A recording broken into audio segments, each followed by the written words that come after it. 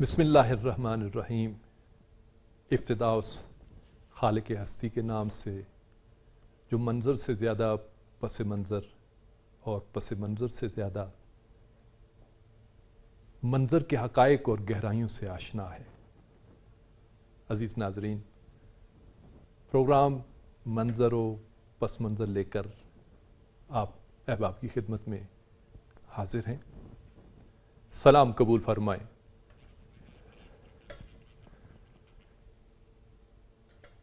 ناظرین، ہم نے گزشتہ پروگرام میں آپ سے وعدہ کیا تھا کہ عالمی سطح پر پیش آنے والے حالات و واقعات کا منظر بھی آپ کی خدمت میں پیش کریں گے اور اس کے پس منظر سے بھی آپ کو آگاہ کرنے کی کوشش کریں گے. آج بھی ہم ایک اہم عالمی موضوع پر گفتگو کریں گے اور اس کے کچھ مناظر آپ کی خدمت میں پیش کریں گے اور ان مناظر کے پیچھے یعنی پس منظر میں کیا ہو رہا ہے اس کے بارے میں بھی آپ سے گفتگو کریں گے. عزیز ناظرین، ہمارے ویورز نے ہم سے رابطہ کرنا شروع کر دیا ہے. اگرچہ ہم اپنے telephone number, WhatsApp number اور سوشل میڈیا کو ابھی باقاعدہ سکرین پہ پچھلے پروگرام میں بھی نہیں لا سکے تھے اور ابھی بھی ہم کوشش کریں گے کہ آپ کے سامنے وہ لے کے آئیں. لیکن بہت سارے ویورز نے میرے ذاتی واٹس اپ پہ اور ٹیلی فون نمبر پہ مجھ سے رابطہ کیا ہے اور ایک سوال پوچھا ہے کہ پروگرام کا نام منظر و پس منظر ہے یا منظر و پس منظر ہے. دیکھیں، پروگرام کا نام تو منظر و پس منظر ہے، لیکن بعض دفعہ ممکن ہے جملے کے اندر، کسی شعر کے اندر یہ لفظ پس منظر میں استعمال ہو. مثال کے طور پر ہمارے ایک ویور نے بڑی محبت کی ہے ہم سے، حوصلہ افزائی کی ہے اور پروگرام منظر و پس منظر کے بارے میں چند اشعار بھیجے ہیں. وہ لکھتے ہیں، مناظر کے پس منظر میں جا کر، مناظر کے پس منظر میں جا کر جہاں کی ذات کے گوہر میں جا کر عیاں ہو جائے گا ہر ایک چہرہ. بہت خوبصورت بات کی ہے انہوں نے اور ہمارے پروگرام کے ان اہداف کی عکاسی کی ہے. عیاں ہو جائے گا ہر ایک چہرہ، یا اس کو یوں بھی کہہ سکتے ہیں، عیاں ہو جائے گا باطل کا چہرہ حقائق کے پس منظر میں جا کے. تو آج کے منظر و پس منظر میں ہم ایک اہم موضوع پر گفتگو کریں گے. ملاحظہ کریں ہمارا آج کا موضوع.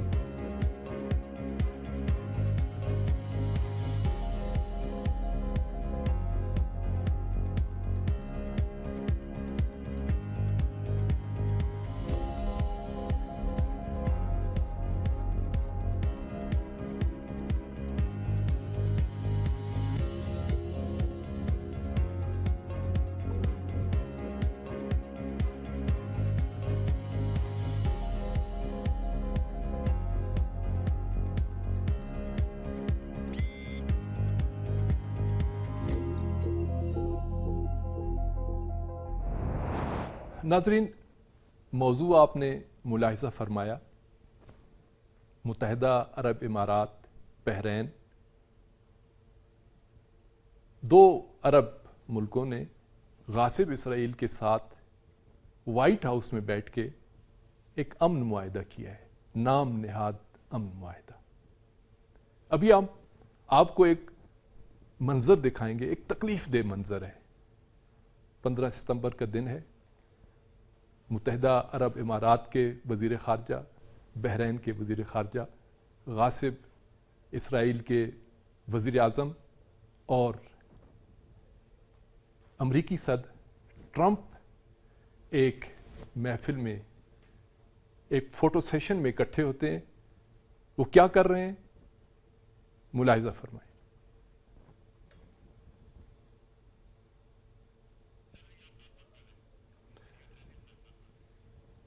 ناظرین، ابھی آپ وائٹ ہاؤس کے مناظر دیکھ رہے ہیں۔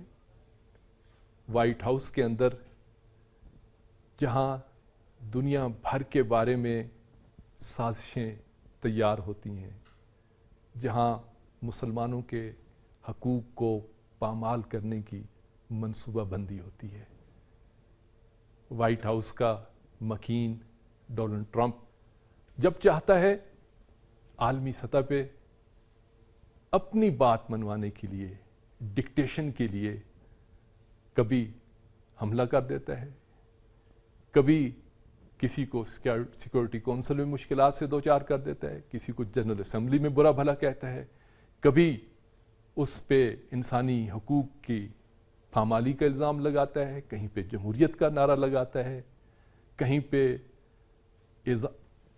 آزادی اظہار کی بات کی جاتی ہے۔ ابھی یہ جو تکلیف دہ منظر آپ دیکھ رہے ہیں، ڈونلڈ ٹرمپ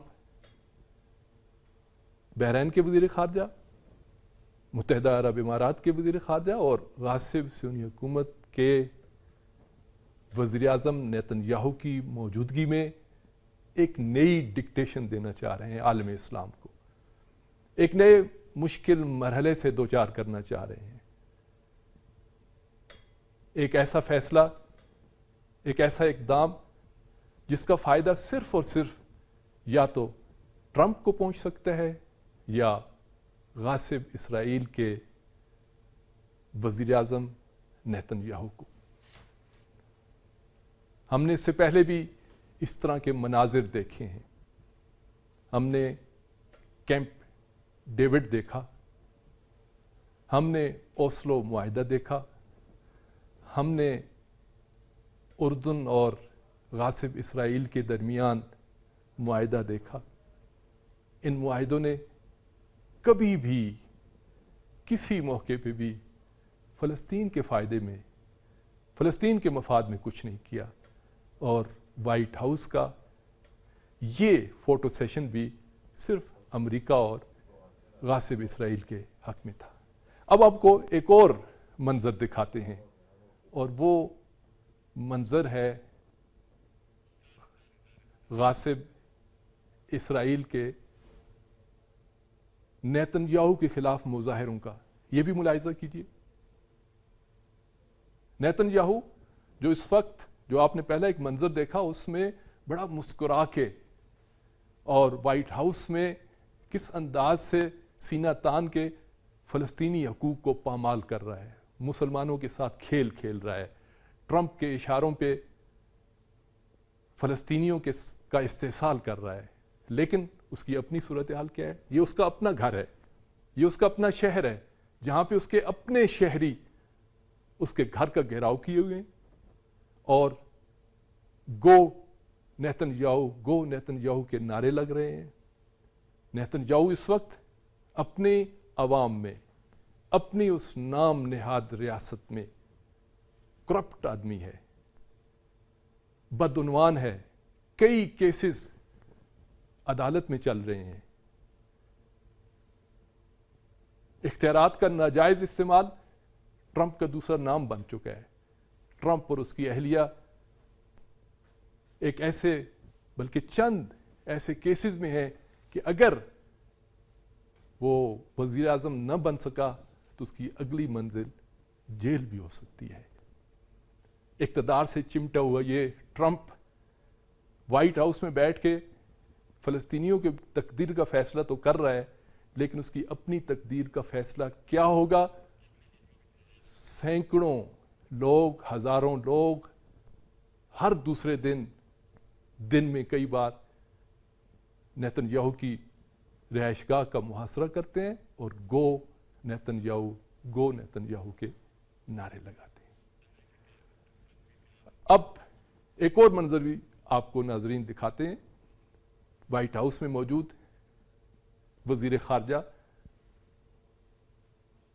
عبداللطیف کے ملک میں کیا ہو رہا ہے، بحرین میں کیا ہو رہا ہے، بحرین کی عوام کس انداز سے اس معاہدے کو سختی سے مسترد کر رہی ہیں، کس انداز سے عوام سخت ترین حالات میں، کرفیو جیسی صورتحال ہے، سخت مشکلات ہیں، لیکن اس کے باوجود اس معاہدے کے خلاف میدان میں نظر آ رہے ہیں۔ آپ کو مظاہرے ہو رہے ہیں، کوئی رات کو مظاہرہ ہوتا ہے، کبھی دن کے وقت مظاہرہ ہوتا ہے۔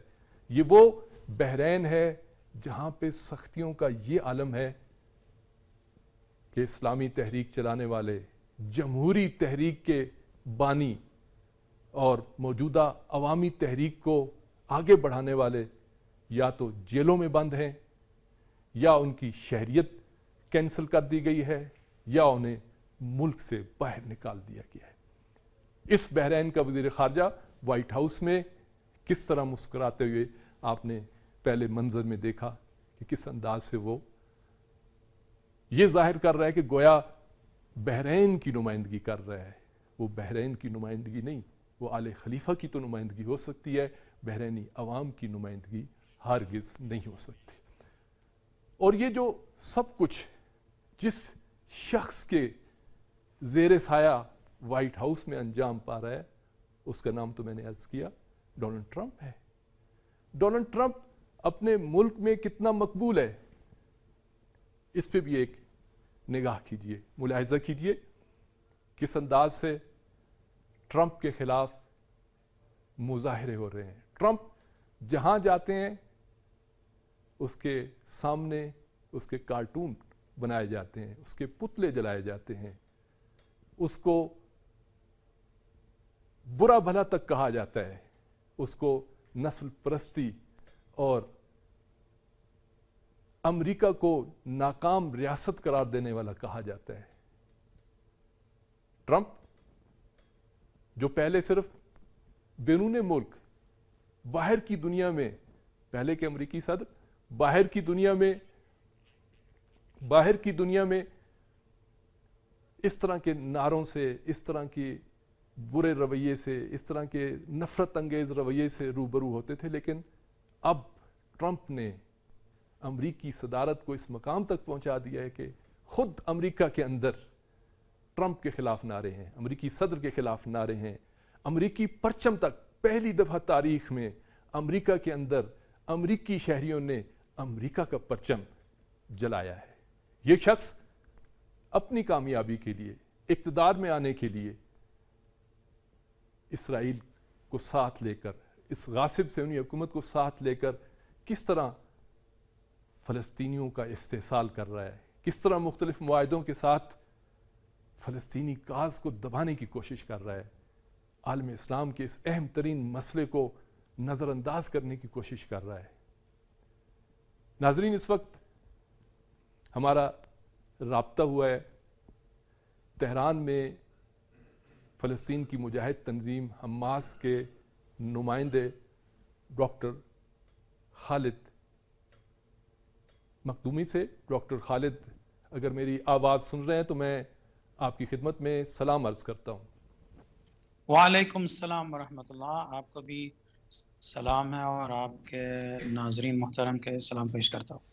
ڈاکٹر صاحب بہت شکریہ، آپ نے وقت نکالا، صورتحال آپ کے سامنے ہے، حالات انتہائی کشیدہ صورتحال اختیار کرتے جا رہے ہیں، عرب ممالک کے حکمران عرب دنیا کا سودا کرنے کے لیے تیار نظر آ رہے ہیں، عرب کے عوام ایک طرف ہو رہے ہیں اور ڈکٹیٹر دوسری طرف جا رہے ہیں۔ یہ جو ابھی وائٹ ہاؤس میں ایک فوٹو سیشن ہوا. بحرین اور متحدہ عرب امارات کے وزرائے خارجہ نے غاصب صہیونی حکومت کے وزیر اعظم کی موجودگی میں جو نام نہاد امن معاہدہ انجام دیا ہے، اس کو آیا امن معاہدہ کہا جا سکتا ہے؟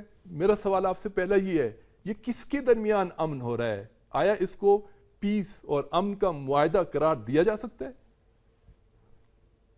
بسم اللہ الرحمن الرحیم. آپ نے بالکل صحیح فرمایا ہے، یہ امن کے معاہدہ ہے صرف اور صرف دشمنوں کے لیے.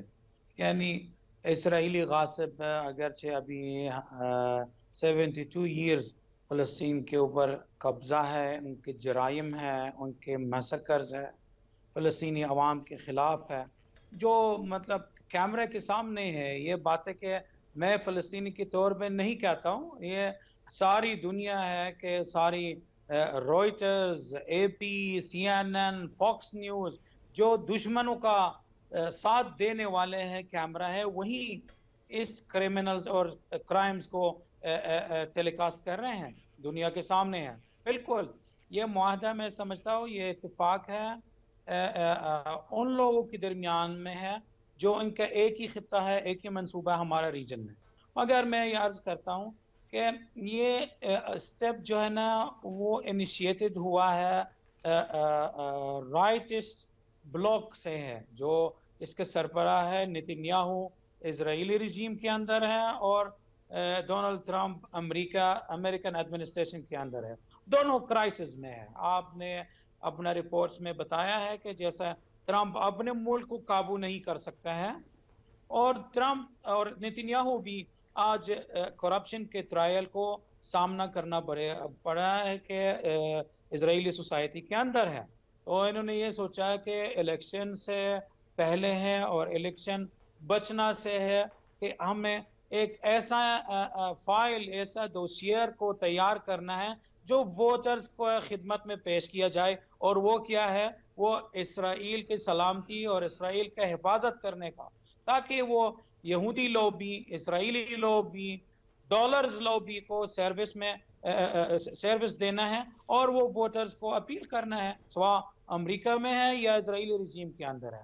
دوسری بات ہے کہ ہم نے اس نارملائزیشن کو جب فلسطینی خود خواہ حماس ہو، فتح ہو، پی ایل او ہو، یا جو دوسرے نان پی ایل او ممبر ہو، سب متحدہ طور پہ، مشترکہ طور پہ انہوں نے منفی جواب دے دیا، اس کے خلاف انہوں نے رد کر دیا، کنڈیم کر دیا، ریجیکٹ کر دیا.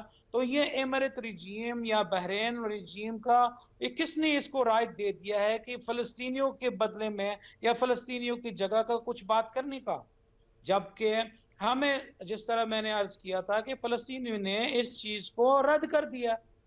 تو تیسری بات یہ ہوتا ہے کہ آیا ہے سوال یہ ہوتا ہے کہ یہ جو نارملائزیشن یا جو نیا ریلیشن ہے، اگرچہ نیا نہیں ہے لیکن آفیشلی جو ڈکلیئرڈ ریلیشن ایمریٹس رجیم، بحرینی رجیم اور اسرائیلی رجیم کے درمیان میں، یہ آیا ہے کہ اماراتی عوام کے لیے یا بحرینی عوام کے لیے کوئی فائدہ ہو سکتا ہے؟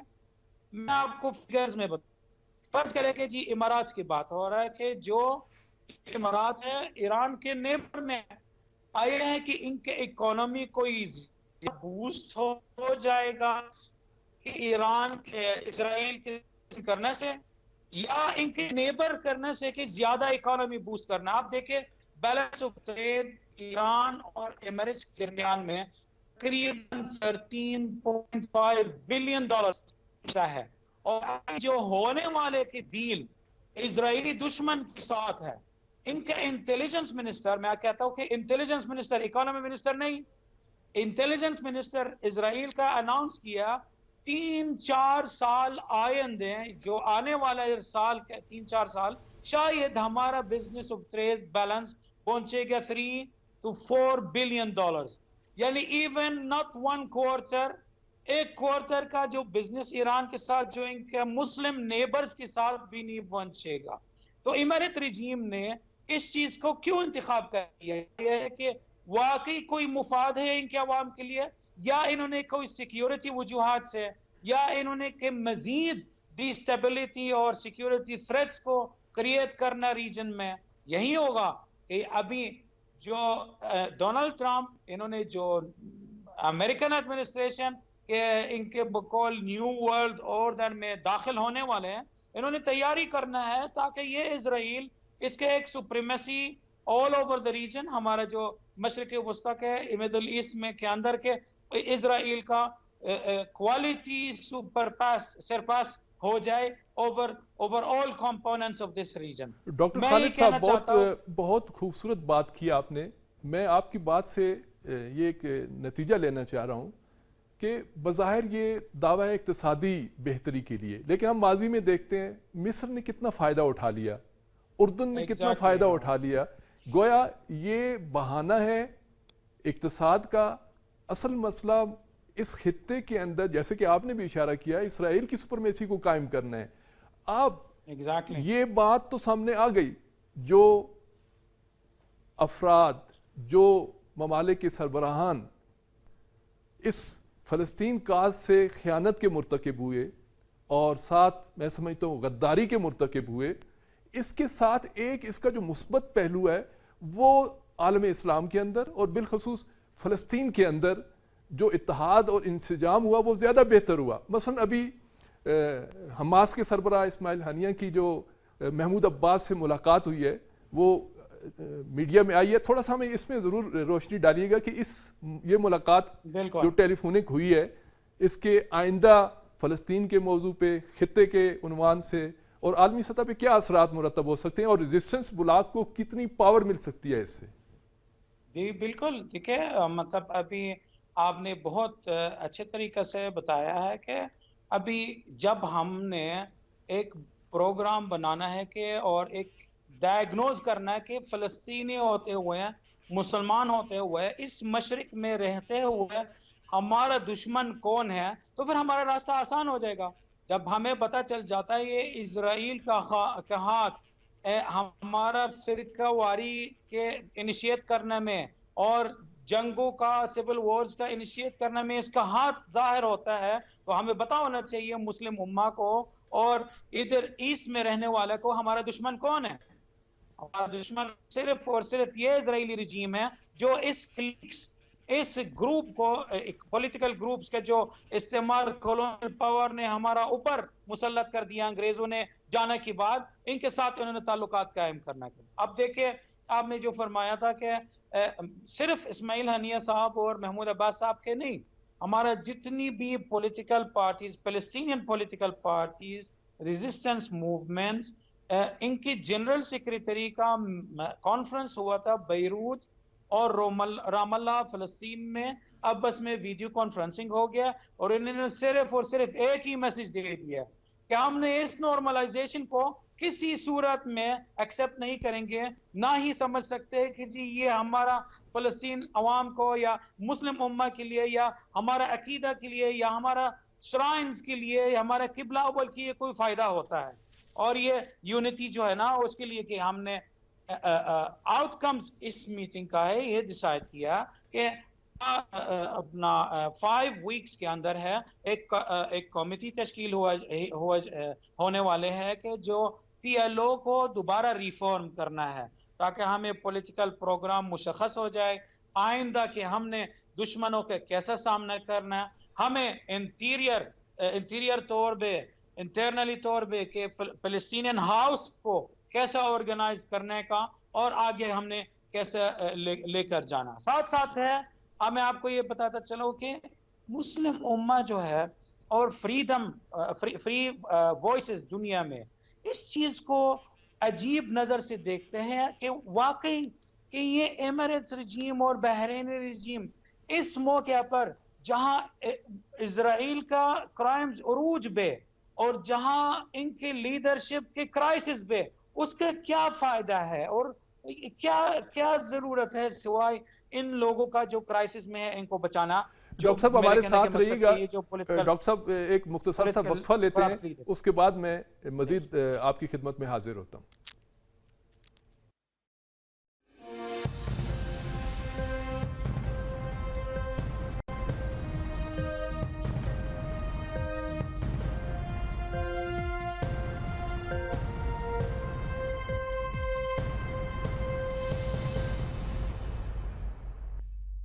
آپ کی نگاہ میں ہے اس وقت جو وائٹ ہاؤس میں جو 4 افراد اکٹھے تھے سب اپنی اپنی بقا کی جنگ لڑ رہے ہیں. ٹرمپ کو اپنا الیکشن درپیش ہے اور نیتن یاہو خود جس داخلی مشکلات کا شکار ہے وہ آپ کی نظر میں ہے. بحرین کے اندر جو تحریک چل رہی ہے وہ آل خلیفہ کے خلاف، اس کے نتائج بھی انشاءاللہ سامنے آئیں گے. اور متحدہ عرب امارات کے اندر بھی ایک ایسی ہلچل مچی ہوئی ہے کہ باقاعدہ اناؤنس ہو گیا ہے کہ جو بھی اس معاہدے کی خلاف ورزی کرے گا اس کو 10 سال قید دی جائے گی اور 1 ملین 10 لاکھ کے قریب جو ہے درہم جرمانہ کیا جائے گا. تو کیا عرب دنیا اور عرب دنیا کی وہ نوجوان نسل کے جو ریزسٹنس بلاک کو اپنے عروج کی طرف جاتے ہوئے دیکھ رہی ہے وہ ان چیزوں کو برداشت کرے گی؟ جی نوجوان اور عوام ہے عرب دنیا میں اور مسلم دنیا، آپ لوگ اچھے طرح جانتے ہیں کہ ان کے بس چلے ہیں تو یہ اسرائیل کو نابود کریں گے، وہ آگے چلیں گے کہ اور اس کو ختم کریں گے. مصیبت یہ ہے ہمارا عوام اور اس دشمن کے درمیان میں ایک چیز ہمارا اوپر مسلط ہوا، وہ ہمارا حکمران ہے، کرپٹ حکمران ہے، جو آج تک ہے کہ نہ کسی الیکشن میں ہم نے حصہ ڈالا ہے، کہ نہ اس کا نام کو ہم نے سلیکٹ کیا. خاص طور پہ عرب دنیا کی بات کر رہا ہے اور رویل کنٹریز کی بات کر رہے ہیں کہ ان کے نیرو ایجنڈا ہے صرف ان خاندانوں کا اور ان لوگوں کا ہے کہ جو ان کے کوئی بھی ہمارا عوام کا کوئی مفاد کے لیے کچھ نہیں لڑ رہا، نہ کوئی جدوجہد کر رہا ہے. سوال جو آپ نے پوچھنا ہے کہ آیا آئندہ ہمیں کیا کرنا چاہیے، میں سمجھتا ہوں کہ ہم فلسطینی ہوتے ہوئے ہمارا قدر ہے کہ اس فرنٹ محاذ میں، اس آگے والے لائن میں، فرنٹ لائن میں اسرائیل کو سامنا کریں گے. ہم دنیا کو، مسلمان بھائیوں کو، کرسچین فلسطینی بھائیوں کو ایک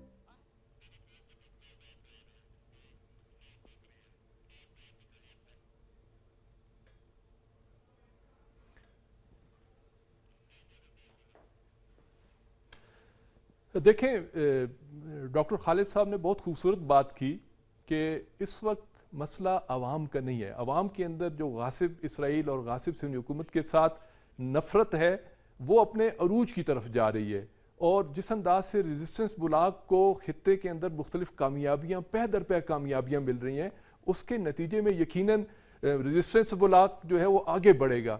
میں ہمارے پروگرام کے ختم ہونے میں صرف 1 منٹ باقی ہے. میں ڈاکٹر صاحب ایک چند 20 سے 30 سیکنڈ میں ہمیں صرف تھوڑا عرب دنیا کے میڈیا کے بارے میں بتا دیجیے گا کہ عرب میڈیا اس طرف کس طرف جا رہا ہے اس حوالے سے. اسی طریقہ سے کہ ڈویژن ہو رہا ہے کہ کچھ لوگ ہیں کہ وہ سلطانوں کے پیچھے ہے، بادشاہوں کے پیچھے، اور کچھ لوگ جو ہے نا مخلص لوگ ہیں وہ بھی بہت ہیں، میجورٹی ان میں سے ہے، لیکن ان کو راستہ لینا ہے وہ زور کے ساتھ ہے.